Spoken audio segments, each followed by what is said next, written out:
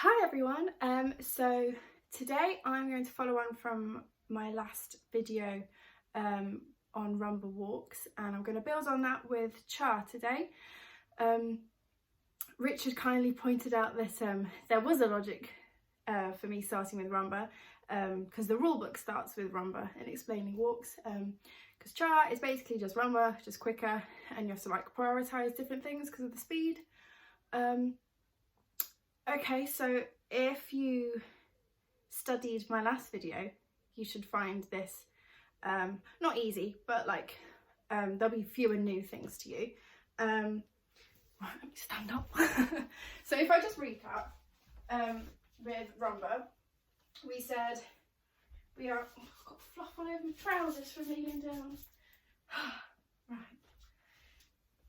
We're standing tall, our tummies are tucked in, and our legs are turned out. What I didn't mention is that just because your back leg is turned out doesn't mean that our body goes with it too. So if you put your arms here, you'll be able to see whether you're here or here.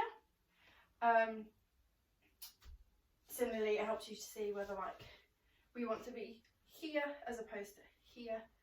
So a bit drop, like even if my leg is still straight, it just looks better if the hip is lifted a bit. Okay, so we're still starting there in cha. But if I recap, we said there's an opposing stretch between our standing leg and the leg that's coming through, as if someone's pulling this leg towards them and pushing this leg back. So we're here. Fell over them. We're here. As we do that, we settle into the hip, because we've had our rib cage being lifted this way, and we swap to it being the other way. Our feet are kind of joined at the ankles in a lovely V, and then as we stretch our leg out, we want to think of the focus changing from the knee to the ankle. The ankle is high, the toe is pointed, knees are lifted, legs are straight, tummy in, head tall.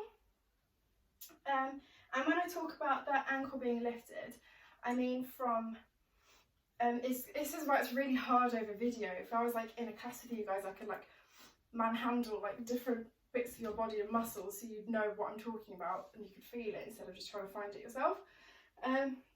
But what I mean is you want to feel like someone's grabbed your heel and is pulling it from, I don't know if you're able to see this, and it's pulling it from here out the way to here. So like that's what I mean, like when the leg is turned out, instead of it being here, we want there. I really hope you can see that. But yeah, if you just feel like someone's grabbed, I go the other way, they grabbed your heel and is turning it this way, so instead of here, we're here.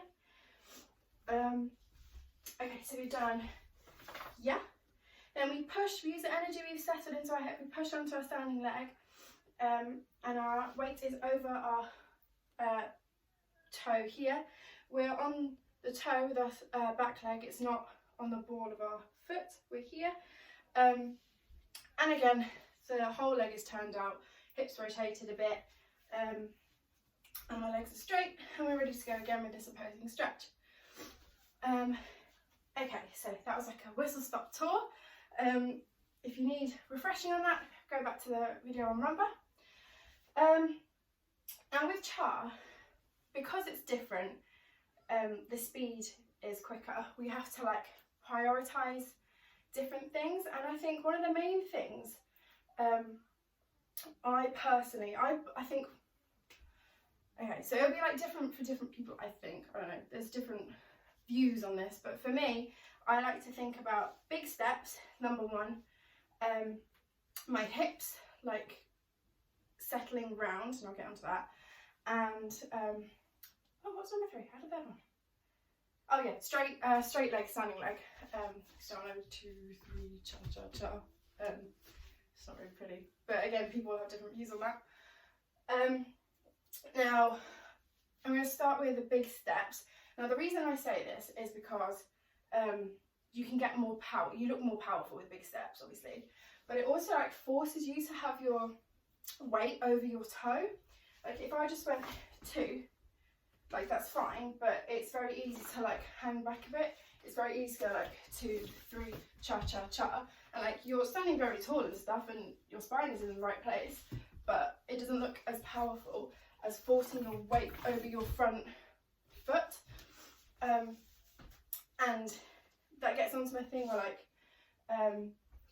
cha should look like you're traveling forward, like in a continuous kind of thing. So like 2, 3, cha cha cha, as opposed to a 2, 3, cha cha cha. Like it should feel kind of fluid as opposed to static. And I guess it's the same with rumba. You want 2, 3, 4, 1 instead of 2, 3, 4, 1. Even though that's fine, it just looks more powerful if you keep the energy going. Okay, so that's one thing. And as we take our big step and we're over our leg, we want to feel like, while in rumba we could do the 2, 3, and here we need to go 2.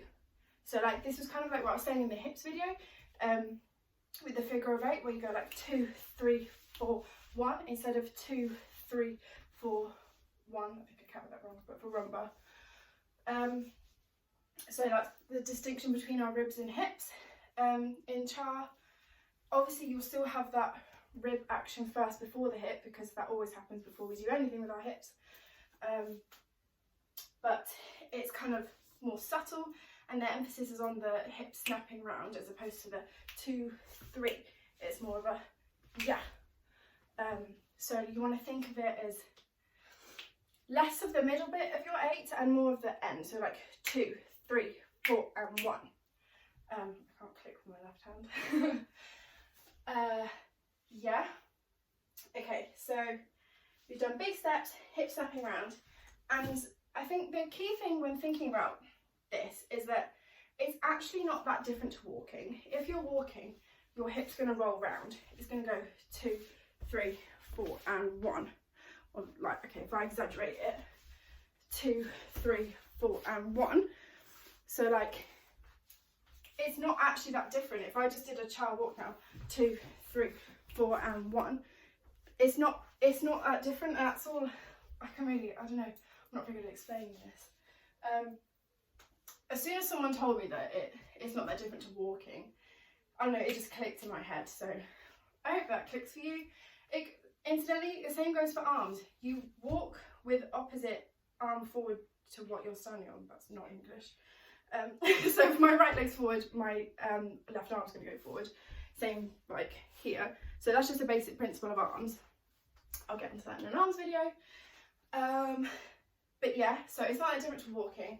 With the weight transfer, you just want to be over your front foot and settled into that hip like as soon as possible. So like 2. And again, you should feel like no one can push you over at this point, same as rumba.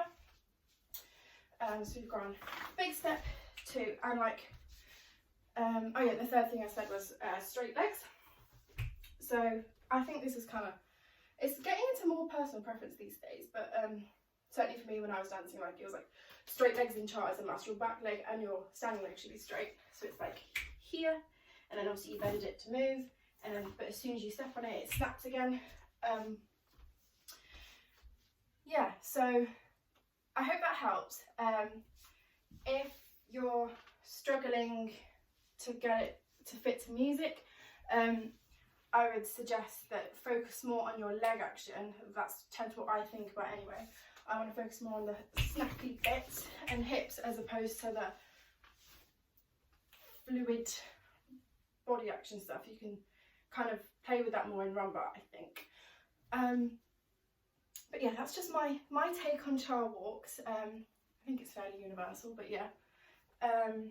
If you're struggling timing wise getting it up to speed, oh, what's that song called? It's one in Dirty Dancing. Overload, I think, I can't remember who it's by, but it's called Overload. Is a good slow cha to practice to. I think there's another one, maybe, is it Billie Jean? I'm not sure, can't remember. But yeah, I hope that helps. As always, if you have any questions, like just message me. Emily brought up a good thing the other day about hip action. She said she was practicing in the mirror and she noticed my shoulder was popping up. And I said that I think that's kind of okay because it kind of simulates that your arm's going to go out. And like if you watch me do the figure of 8, like I am kind of tilted a bit but it sorts itself out. I'm always around my spine.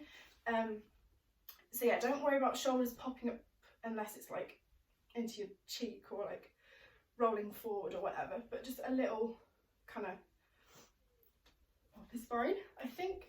But yeah, sorry, this was a bit of a ramble today, but I hope this helps, and lots of love. One other thing, if you hadn't heard enough of me already, obviously Char walks are accompanied by lock steps quite a lot of the time, so I will get onto lock steps at another date, but I'm just going to go through all the walks first. We've done Rumba and Char now, then I'll do Samba and Paso. But yeah, I hope there's lots to practice with. Bye!